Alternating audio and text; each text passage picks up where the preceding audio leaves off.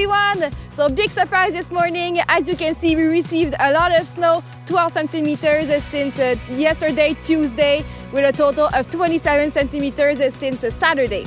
So the ski season is not over just yet. We still have a whole month to go. So join us all to enjoy this until April 21st. So the colder weather from the past few days has helped us maintain great skiing conditions.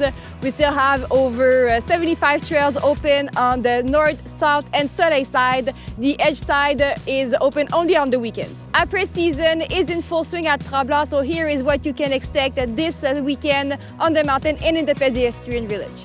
So this Saturday, March 29, is l'Après Corona in partnership with Canada Snowboard. So come and enjoy a musical atmosphere under the sun. Plus, you'll be able to support snowboarding athletes on their journey to the 2026 Milan Games.